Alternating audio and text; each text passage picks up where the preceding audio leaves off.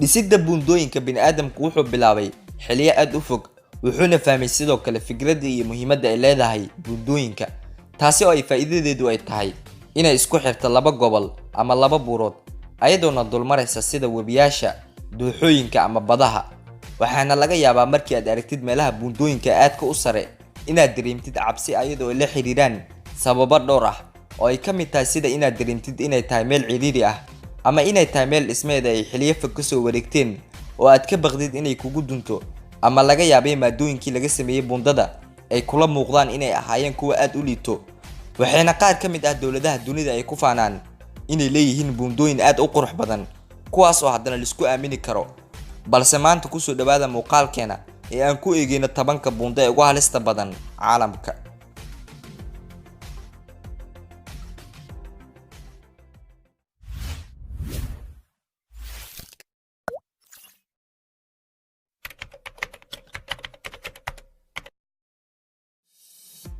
buundada Capilano.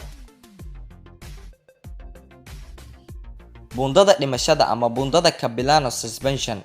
buundadan waxay ku taalaa dusha sare ee webiga Capilano ee waqooyiga Vancouver ee waddanka Canada. buundadan waxaa lagu tiriyaa inay tahay buundada kulmisatay tan ugu qurux uguna halista badan buundooyinka caalamka, waxaana sidaas ka dhigay goobta ay ku taal ee dabiicadda aadka u quruxda badan ee leh dhirta doogga aadka u cagaaran.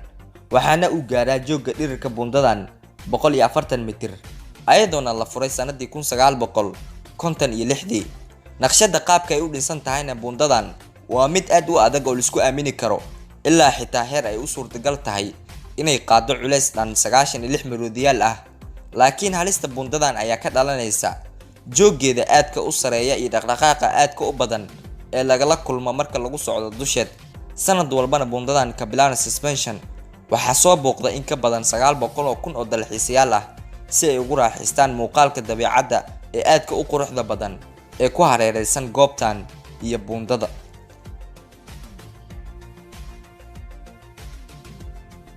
buundada Langkawi Sky. buundadan waxay ku taallaa waddanka Malaysia, waxaana la dhisay sanadii 2004 ayadoona wejigeeda gabagabada la furay sanadii 2005. buundada Langkawi ma ahan tan ugu dheer ama ugu sareysa buundooyinka caalamka, balse waxay ku soocan tahay qaab dhismeedkeeda wadada ee aadka u weecan, wuxuuna jooggeeda dhirir ka gaaraa 700 oo mitir ayadoona isku xirta laba buurood.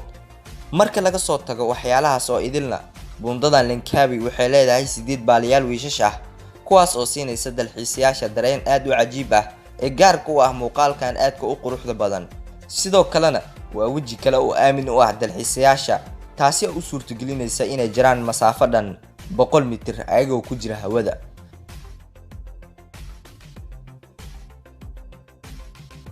buundada Kwandinsky. mid ka mid ah buundooyinka ugu halista badan caalamka waxay ku taallaa dalka Ruushka ayadoona dulmarta webiga Vitam. dhismaha buundadanna waxaa ka soo wareegtay muddo 30 sano ah, waxayna bulshada deegaanka buundadan ay ka cawdaan qaabka gudbideed ama marideed. sidoo kalena buundada Kwandinsky in lagu gudbaa gaari waxaa lagala kulmi karaa khatar, si gaar marka loo eego dabeelaha aadka u xoogan ee ka jira buundada, ayadoo ay usii dheer tahay xilliyada jiilaalka oo ay buundada oo idil ay daboolaan baraf, wuxuuna gaaraa dhirirkeeda bar kilomitir.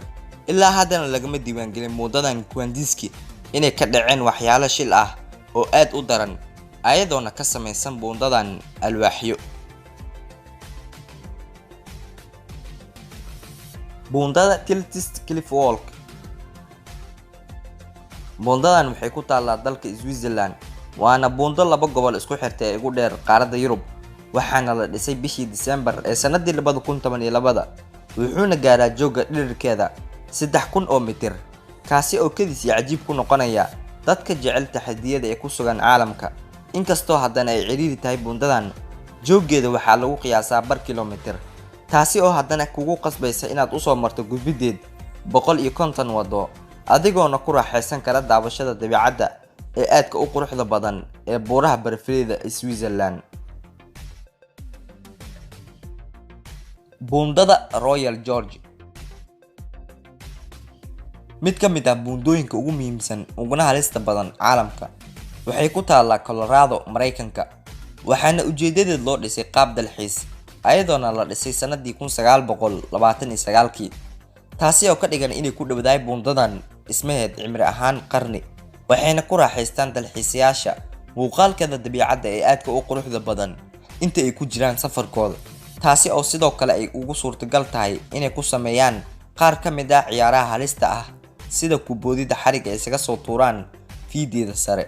Mana wanaagsana buundadan Royal Gorge in la booqdo xilliyada jiilaalka maxaa yeelay waxaa ka jira dabeelo aad u xooggan kuwaas oo sameyn kara khatar aad u halis badan, wuxuuna gaaraa dhirirka buundadan 900 oo mitir, halka joogga dhirirkeeda dusha sare ee webiga lagu qiyaasay inuu gaarayo 321 mitir.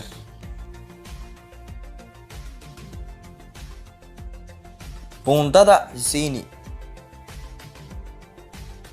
waa mid ka mid ah buundooyinka ugu khatarta badan caalamka, waxay ku taallaa dalka Pakistan.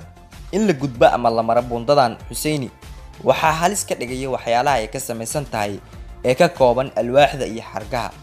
Haddaba sidaas daraaddeed dadka maraya buundadan waxay dareemaan cabsi aad u badan marka ay ka kala gudbayaan labadeeda dhinac.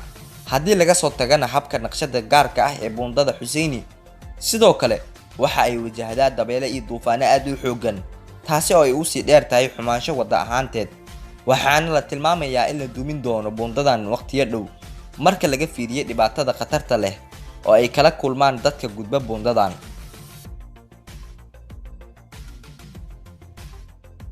Buundada Gaza. Buundadan waxay ku taallaa tuulada Jomsom, waddanka Nepal, waxaana ay tahay buundo aad u halis badan sababtoo ah waxaa loo dhisay qaab aan wanaagsanayn oo aad u liito. Buundadanna maalintii kama gudbaan kaliya dadka, sidoo kale waxaa mara si maalinle ah xoolaha nool ee la dhaqdo. Inkastoo ay tahay buundadan Gaza mid aad u yar oo cidhiidhi ah, haddana kama maarmaan bulshada ku nool deegaankan inay gudbaan ayaga iyo carruurtood.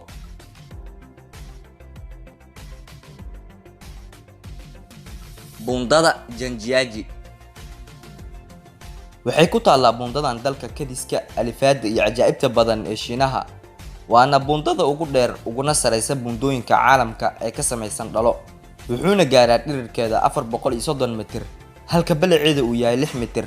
waxaana ay isku xirtaa buundadan laba buurood oo aad u dhaadheer oo uu joogoodu gaarayo 300 oo mitir, ayadoona ku taala magaalo dalxiiseedka ee Shanjiajia. waxaana laga soo qaaday buundadan muuqaalo fara badan, taasi oo keentay inay soo jiidato dad aad u fara badan. ku dhawaad 15 maalmood markii ay furneed ayaa la xiray buundadan ayadoo la eegayay sugnaanta in la isku aamini karo, waxayna hadda u furan tahay inay soo booqdaan dadka dalxiisayaasha. waxaana kaa xiga oo kaliya keenida 40 euro si aad ugu raaxaysatid una martid buundadan cajaa'ibka badan.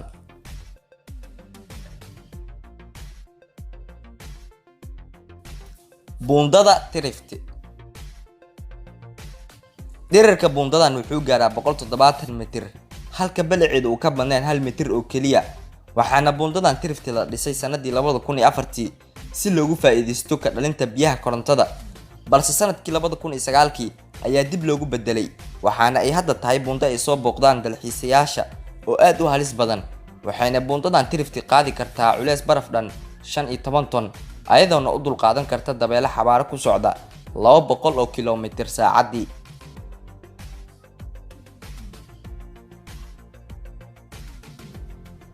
Buundada Ashima Ohashi waa buundo dulmarta badyareeda Nokame ee isku xirta labada magaalo ee Matsio iyo Sakamanito, waxaana korkeed sare ee buundada mara gawaarida, halka sidoo kale qaybteeda hoose ay gudbaan maraakiibta. waxayna buundadan cajaa'ibka badan ku taallaa dalka Japan, ayadoona la dhisay intii u dhaxaysay sanadihii 1997 ilaa 2004. waana mid ka mid ah buundooyinka ugu halista badan ee laga cabsado caalamka, khaasatan darawalada kaxeysa gawaarida markii ay gudbayaan. dhirirkeeduna wuxuu gaaraa buundadan 2 kiiloomitir, halka balaceedu uu gaarayo 11 mitir. waxaana ay taasi ka dhigtay buundada Ashima Ohashi inay noqoto buundada ugu weyn ee ku taal dalka Japan, sidoo kalena ah buundada saddexaad ee ugu dheer caalamka, ayadoona ku soocan qaabkeeda deegaandega iyo weecashada aadka u baaxadda weyn. mahadsanid daawashada muuqaalkan. waxaana qaybta hoose ee fikradda noogu soo gudbisaa buundadii aad la yaabtay aadna aaminsan tahay inaad u leedahay geesinimo tijaabadeed haddii ay fursad kuugu suurta gasho maalin maalmaha ka mid ah. fadlan haddii aad ka heshana muuqaalka like saar lana wadaag asxaabtaada, hana hilmaamin inaad kanaalka caalam subscribe dhahdo si waxyaalo badan oo cusub idiin soo gaaraan. wasalaamu calaykum waraxmatullaahi wabarakaatuh.